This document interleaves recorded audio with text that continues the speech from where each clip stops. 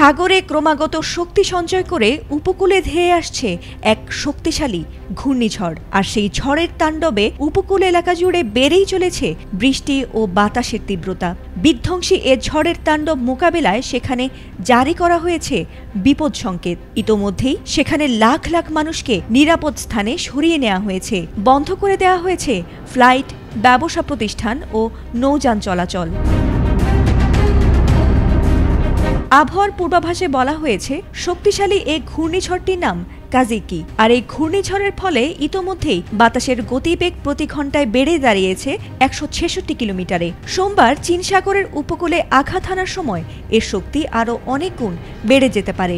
ইতোমধ্যেই সেখানে প্রায় ৬ লাখ মানুষকে নিরাপদে সরিয়ে নেয়ার নির্দেশ দিয়েছে ভিয়েতনাম সরকার। দেশটির কেন্দ্রীয় প্রদেশ থান হোয়া, কোয়ান থ্রি, হিউয়েন ডা নাগের বাসিন্দাদের ইতোমধ্যেই ঘরবাড়ি ছেড়ে নিরাপদ আশ্রয়ে যেতে বলা হয়েছে। এলএমই সার্টিফাইড বিশ্বসেরা কপারে তৈরি ওয়ালটন কেবলস, যা আপনার স্থাপনাকে রাখবে সব সময় নিরাপদ। এছাড়া বাতিল করা হয়েছে ফ্লাইট চলাচল এবং নৌযানগুলোকে সমুদ্রে যেতে নিষেধ করা হয়েছে। আবহাওয়া অফিস জানিয়েছে ঘূর্ণিঝড়টি চীনের হাইনান অতিক্রম করেছে। আর এর ফলে উপকূল এলাকায় ৩২০ মিলিমিটার বৃষ্টির পূর্বাভাস দেওয়া হয়েছে। বিবিসির আবহাওয়ার খবরে বলা হয়েছে টাইফুন কাজিকি তাইওয়ানে প্রবেশ করার সঙ্গে সঙ্গে দুর্বল হয়ে পড়বে। তবে বাতাসের গতিবেগ থাকতে পারে ঘন্টায় ২০০ কিলোমিটার এবং ৩ থেকে ৪০০ মিলিমিটার পর্যন্ত বৃষ্টিপাতও হতে পারে।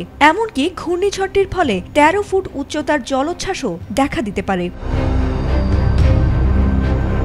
কর্তৃপক্ষ জানিয়েছে বন্যা মোকাবিলায় ইতোমধ্যেই সেনাবাহিনী মোতায়েন করা হয়েছে। কৃষি মন্ত্রণালয়ের কর্মকর্তাদের বরাত দিয়ে এএফপি জানিয়েছে পরিস্থিতি সেখানে বেশ ভয়াবহ।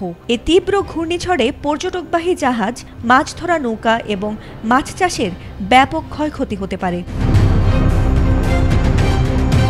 এদিকে ঘূর্ণিঝড়ের ফলে ২২টি ফ্লাইট স্থগিত করেছে ভিয়েতনাম এয়ারলাইন্স। গত বছরের সেপ্টেম্বরে আঘাত হানা ঘূর্ণিঝড় ইয়াগের মতোই এটিও ভয়াবহ হবে বলেও আশঙ্কা করছেন আবহাওয়া বিশেষজ্ঞরা।